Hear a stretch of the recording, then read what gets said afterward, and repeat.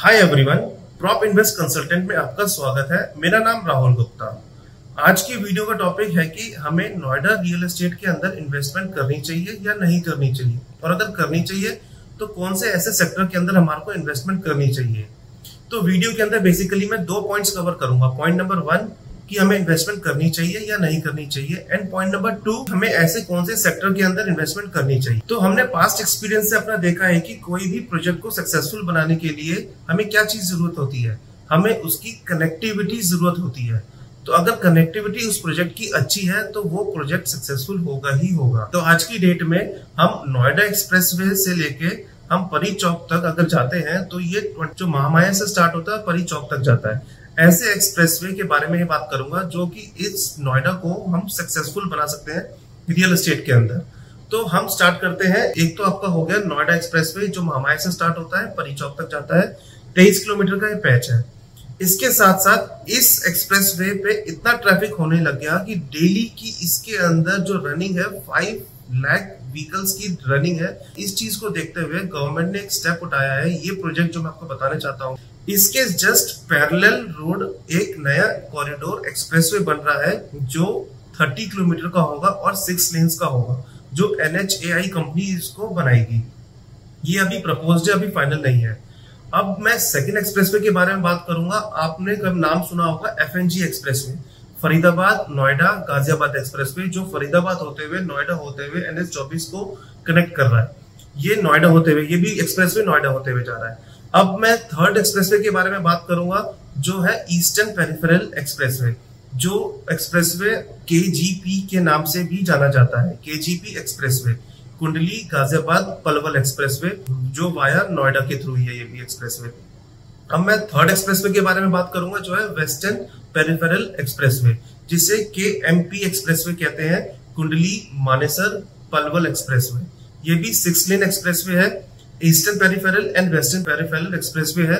ये दोनों ही expressway 135 kilometre लंबा एक्सप्रेसवे है, जो दोनों ही 6 लेन का एक्सप्रेसवे है। तो मैंने आपको नोएडा एक्सप्रेसवे से होते हुए 5 एक्सप्रेसवे आपको गिनवाए हैं। एक तो अपना हो गया नोएडा एक्सप्रेसवे, एक हो गया ईस्टर्न पेरिफेरल एक्सप्रेसवे जिसे KGP कहते हैं, एक हो गया एक्सप्रेसवे वेस्टर्न पेरिफेरल एक्सप्रेसवे जिसे कहते हैं KMP एक्सप्रेसवे कहते हैं, एक एक्सप्रेस हो गया FNG एक्सप्रेसवे, और एक एक्सप्रेसवे हो गया जो अभी प्रपोज्ड है, जो नोएडा एक्सप्रेसवे के जस्ट पैरेलल बन रहा है। 6 लेन का है, 30 किलोमीटर उसकी लेंथ है। ये तो मैंने आपको बता दी कनेक्टिविटी, रोड कनेक्टिविटी। अब मैं बात करूंगा आपको मेट्रो कनेक्टिविटी। मेट्रो कनेक्टिविटी आपने देखी होगी, सेक्टर 62 होते हुए 50 होते हुए सेक्टर 142 होते हुए Noida expressway, greater Noida expressway निकल रहा है। तो इसके अलावा एक मेट्रो कनेक्टिविटी और प्रपोज थी आज से 1 हफ्ते पहले। अब उसको हरी झंडी मिल चुकी है, अब उसका काम भी हो जाएगा। वो कनेक्टिविटी है बॉटनिकल गार्डन मेट्रो स्टेशन जो है वो वहां से आपको 142 कनेक्ट करेगा ये। अब मैं बात करूंगा कि हमें नोएडा एक्सप्रेसवे पे कौन से सेक्टर के अंदर हमारे को इन्वेस्टमेंट करनी चाहिए।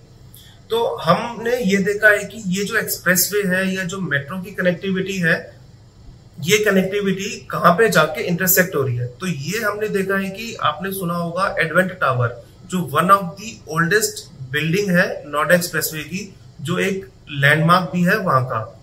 तो वो जो एडवेंट के जस्ट सामने आप देखोगे 142 का मेट्रो स्टेशन है। तो इस सेक्टर के अंदर आप इन्वेस्टमेंट करते हैं तो आप लोगों के लिए काफी अच्छा रहेगा। तो मैं बेसिकली इस सेक्टर के अंदर जो प्रोजेक्ट्स अभी अंडर कंस्ट्रक्शन में है या फिर जो रेडी टू मूव है या जो अपकमिंग प्रोजेक्ट्स है, उसके बारे में मैं कुछ आपको बिल्डर्स के नाम, डेवलपर्स के नाम आपको मैं बताऊंगा। सबसे आगे की तरफ तो हो गया एडवेंट टावर जो ऑन रोड नोएडा एक्सप्रेसवे पे है। उसके जस्ट बराबर में देखोगे ओनेक्स बाई स्प्लेंडर। ये स्प्लेंडर कंपनी रिनाउंड कंपनी है गुड़गांव की, जो इनका यहाँ का पहला प्रोजेक्ट है नोएडा एक्सप्रेसवे का, जिनका लैंड पैच 11 एकड़ 12 एकड़ के आसपास का लैंड पैच है, और जो प्लॉट है वो 3 साइड ओपन प्लॉट है।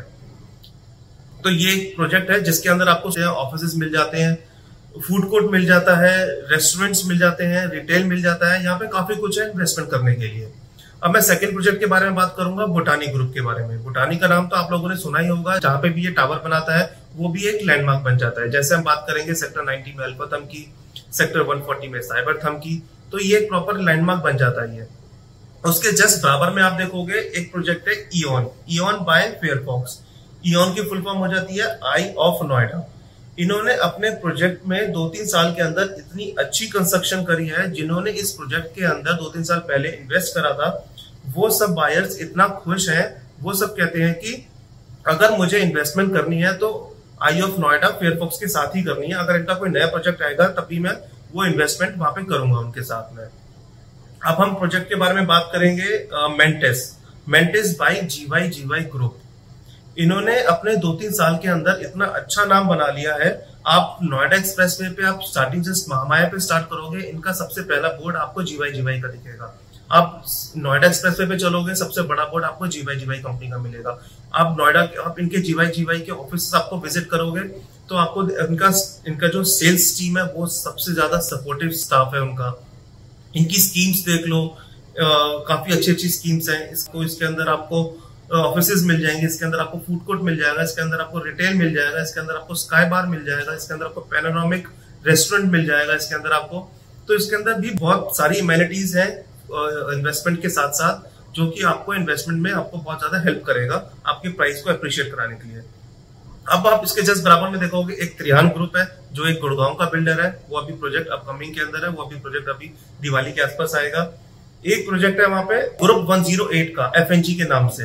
अगर किसी ने ग्रुप 108 के अंदर इन्वेस्टमेंट करी है, चाहे वो इन्वेस्टमेंट आपकी ऑफिस के अंदर हो, चाहे वो इन्वेस्टमेंट उसने फूड कोर्ट के अंदर करी हो, चाहे उसके अंदर उसने स्टूडियो के अंदर करी हो, चाहे उसके अंदर उसने किसी चीज के अंदर भी करी हो, वो कहेगा कि भाई मैं अगर इन्वेस्टमेंट करूंगा तो ग्रुप 10 के साथ ही करूंगा। इनकी कंस्ट्रक्शन क्वालिटी बहुत अच्छी है, इनकी प्लानिंग बहुत अच्छी है, इन्होंने जिस तरह से बना रहे हैं वो बहुत अच्छा है।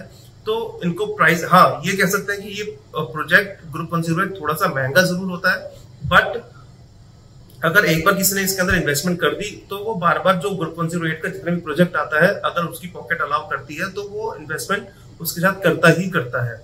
तो ये मैंने कुछ प्रोजेक्ट्स के बारे में आपको सेक्टर 90, सेक्टर 142, सेक्टर 140, सेक्टर 144 के अंदर भी कुछ प्रोजेक्ट्स आ रहे हैं, उसका मैं अभी नाम नहीं लूंगा।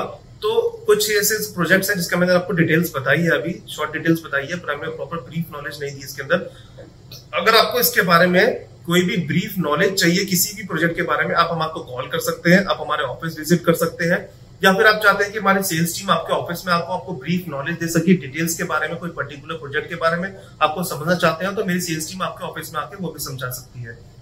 मैं इस चीज के बारे में आपको, इन सेक्टर्स के बारे में एक चीज और बताना चाहूंगा। यहाँ पे काफी सारी बिग MNCs ही यहाँ पे सारी कंपनी आके यहाँ पे काम करेगी। जैसे यहाँ पे इन्फोसिस अल्फाथम के अंदर फुल्ली ऑपरेशनल है, उसके जस्ट बैक साइड में देखोगे इनका प्रॉपर पूरा इंफ्रास्ट्रक्चर रेडी हो रहा है। आप यहाँ पे देखोगे जितने भी जेवर एयरपोर्ट पे जितने भी एयरवेज कंपनीज होंगी वो इन्हीं सेक्टर्स के अंदर आके अपने ऑफिसेज ओपन करेंगी। जैसे 1-2 कंपनीज का ऑफिसेज यहाँ पे ऑलरेडी फुल्ली ऑपरेशनल भी है। सेक्टर 142 के अंदर ब्रिटिश एयरवेज कंपनी है जो यहाँ पे अभी फुल्ली ऑपरेशनल है। आपने एक कंपनी का नाम सुना होगा, JP मॉर्गन कंपनी। उसने 1.2 मिलियन स्क्वायर फीट यहाँ पे अभी लिया है, यहाँ पे 142 के अंदर, जहाँ पे वो अभी फुल्ली ऑपरेशनल होने वाला है। अभी उन्होंने स्पेस लिया वहां पे 142 के अंदर। ऑक्सीजन एम्बेसी करके एक टावर है, उसके अंदर उन्होंने अपना स्पेस लिया 1.2 मिलियन। तो ये सब JP मॉर्गन कंपनी हो गई, इन्फोसिस कंपनी हो गई, ब्रिटिश एयरवेज हो गई, और भी बहुत सी कंपनी है जो अभी यहाँ पे फुल्ली ऑपरेशनल है, या फिर जो मेनली जो बेसिक जो बिग शॉर्ट्स MNCs कंपनी है जो यहाँ पे आके अभी अपना काम यहाँ पे स्टार्ट करेगी। तो सबसे ज्यादा ये सेक्टर जो है, जो मैंने इसका नाम लिया है, वो बहुत जल्दी डेवलप होगा, इनके प्राइस बहुत जल्दी अप्रिशिएट करेंगे। तो आप इन सेक्टर के बारे में आप हमारे को डिटेल नॉलेज आप लेना चाहते हो तो आप हमारे से ले सकते हो। आपको मैंने सब चीज आपको इस वीडियो के अंदर आपको एक्सप्लेन कर दिया है कि यहाँ पे इन्वेस्टमेंट क्यों करनी चाहिए, उसकी कनेक्टिविटी के बारे में और कौन से सेक्टर्स के बारे में। ये तीनों चीज मैंने आपको इसके अंदर वीडियो के अंदर डिटेल्स के बारे में आपको डिटेल बता दिया है।